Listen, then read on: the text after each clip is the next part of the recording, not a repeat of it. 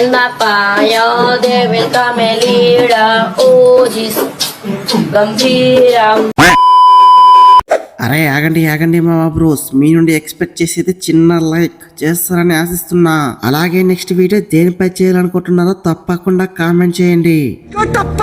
రాజ్మాత సమారి శంఖ్ ఫూక్ దో.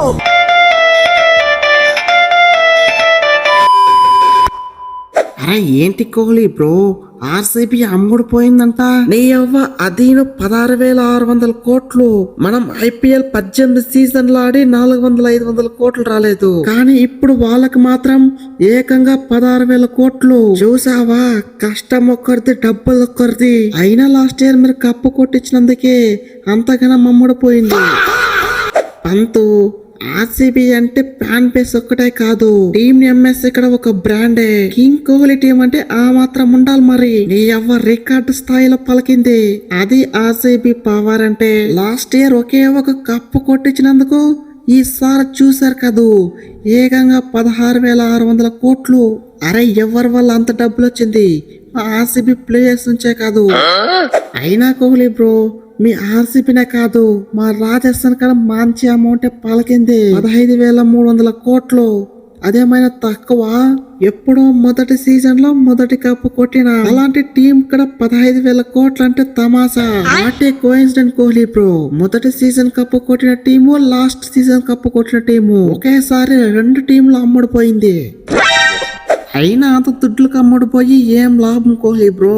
18 సీజన్ల నుంచి ఆర్సీబీకి ఆడిన ఒక 2% 1% తీసుకుంటే ఇప్పుడు లైఫ్ సెటిల్ అయిపోయేది కదూ. ఇక 18 సీజన్లు ఆడినా కూడా నీకు 1% 2% డబ్బులు కూడా రాదు. ఆ మాటిని కొత్త ఓనర్స్ వచ్చిండ్రు, నెక్స్ట్ సీజన్ నుంచి డీల్ కుదుర్చుకో. ఇక నువ్వు కాకపోయినా నీ ఫ్యామిలీ అయినా సరే వట్టిగానే కోటీశ్వరులు అయిపోవచ్చు.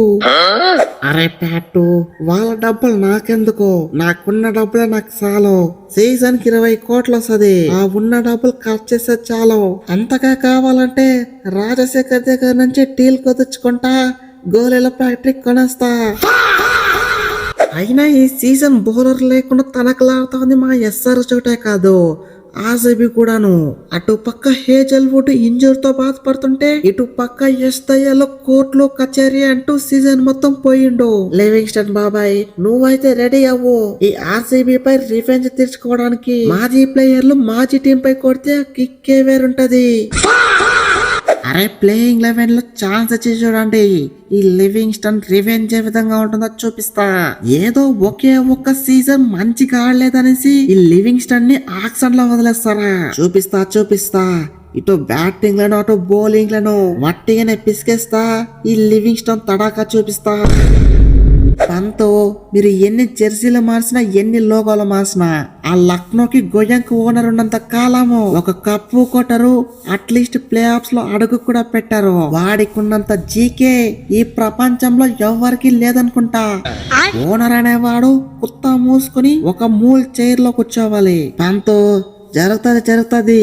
నాకు జరిగినట్టు నీకు ఒకసారి జరుగుతుంది.